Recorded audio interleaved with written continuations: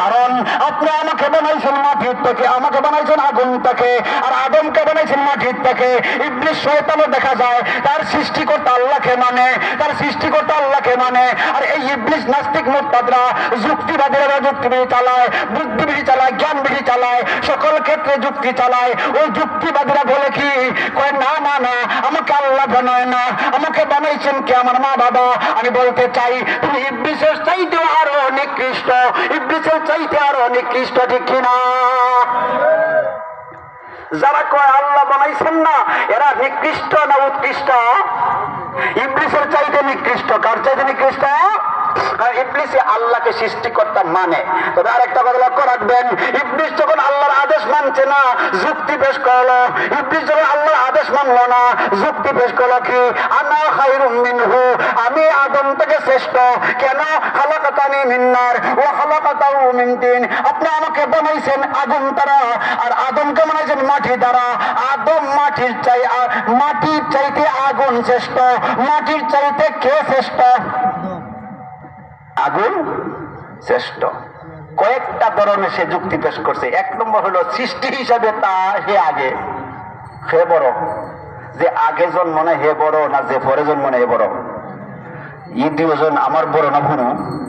আপনার দীক্ষা পোকা দাড়ি বেদি, এটা দাড়ি বেদি চাও কানে বড় হে। আচ্ছা বয়সে দরকার না, এটা দেখলে তো বোঝা যায়। এখন যদি আমি কই না আমি ওরা তো কি বড়, মানবানি আপনারা? ইবলিস আগে জন্ম নিয়েছে, আদম পরে। জন্মক্ষেত্র হিসাবে কে বড়?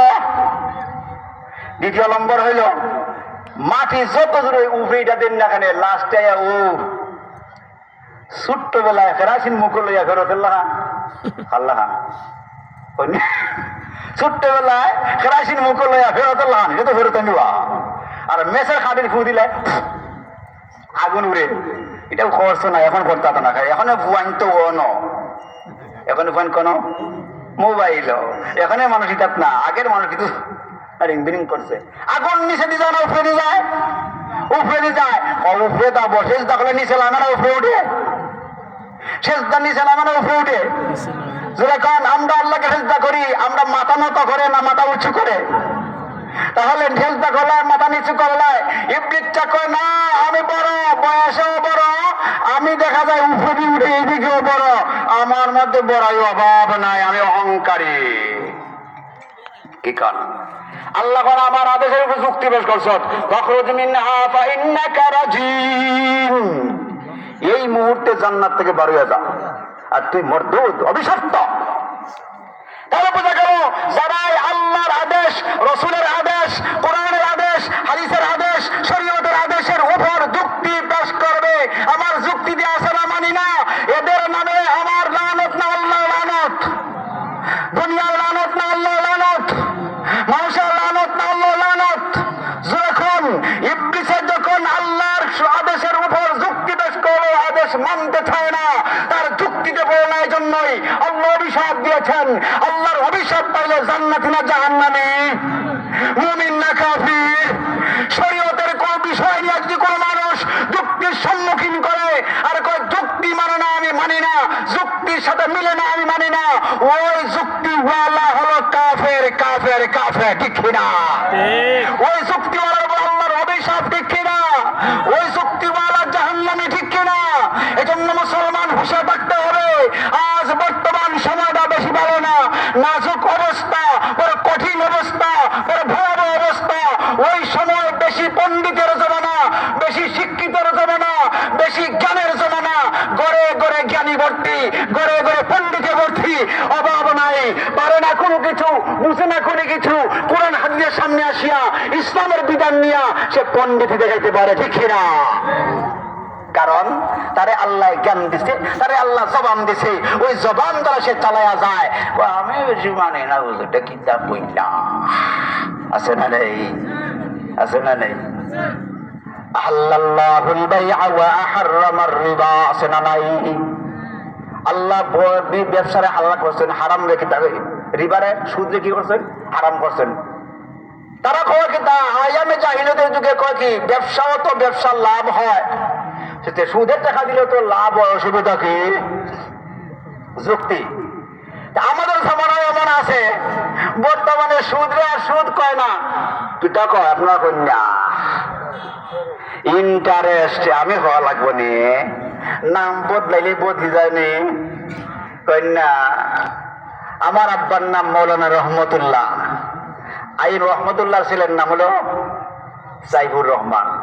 এখন যদি আমি সাইফুর রহমান বদলাইলাই নাম, হ্যাঁ আমি যদি আর একটা নাম রাখিলাই, তাহলে আমার বাবের যে ছেলে আমি এটা বদলে দিব কন্যা। যদি কোনো মানুষ মনে করে সুদের নাম নেওয়া দিয়া ইন্টারেস্ট দিলে সুদের গুণ হবে না, সুদের পাপ হবে না, আমি বলতে চাই তুমি তোমার বাবার সন্তান, তোমার নাম বদলাইলে তোমার বাবার পরিচয় বদলে যদি, তাহলে সুদের নাম বদলাইয়া ইন্টারেস্ট রাখলেও তার পাপ বদলিব। এখন বলো আগে তুমি তোমার বাবার সন্তান না অন্য কারো সন্তান? ঠিক বুঝে নেন, যুক্তি থেকে হয় কুকুরের মুকুর দিয়ে বুঝাইতে হয়, যুক্তিরে যুক্তিটা বুঝাইয়া দাও। কারণ নাম বদলাইলে হয় না ভাই, সুদ সুদে, সুদ সুদে। আজকাল বর্তমানে সুদের কত কত সিস্টেম যে বার হইছে, হায় রে হায়, এই দুনিয়া শান্তি আসবে কিভাবে, এই দুনিয়া শান্তি আসবে কিভাবে? হুজুর আমরা সুদ খাই না। কি করো? আমি 50,000 টাকা দেই, 3 মাস পরে আমার 50,000 ফিরে দেয়, দানও 10 মন দেয়। এটা সুদ হইছে না, এটা কি হইছে না, এটা তার বাপের মাথা হইছে। এটা কিতা হইছে, এটা মাথা হইছে তারটা, এটার কল্লা হইলে কামাইতো না। কেন হচ্ছেন নি? এখন নাম বদলে বদলে কাম চলে যুক্তিবাদীরা। এজন্য বললাম ভাই, আমাদের এই জমানা যুক্তির জমানা, আমাদের এই জমানা বুদ্ধির জমানা, জ্ঞানীর জমানা। ওই জমানায় সব বদলে দেয়, সব বদলে দেয়, সব বদলে দেয়। একথা মনে রাখবেন, যুক্তির সাথে আমরা চললে হবে না। যুক্তি আমাদের না, যুক্তি আমাদের সঠিক বুঝবে না, আমাদের জ্ঞান সঠিক বুঝবে না, আমাদের বুদ্ধি সকলটা সঠিকটা দেয় না, এই সকল পরিচয় দেয় না। এজন্য মুসলমান আমাদের নাম জানা রাখতে হবে, আমাদের লক্ষ্য রাখতে হবে। আমাদের জ্ঞান পরিপূর্ণ না, আমাদের যুক্তি পরিপূর্ণ না, আল্লাহর কারণ পরিপূর্ণ, রাসূলের হাদিস পরিপূর্ণ, দ্বীন পরিপূর্ণ, শরীয়ত পরিপূর্ণ, ইসলাম পরিপূর্ণ। এজন্য আল্লাহ বলেন আল্লাযীনা ইউমিনুনা বিল গায়ব, তোমরা না দেখিয়া ঈমান আনো। যারা না দেখিয়া ঈমান আনলো আল্লাহর কথার উপর, রাসূলের কথার উপর, তারাই হলো মুমিন। ঠিক রাখান।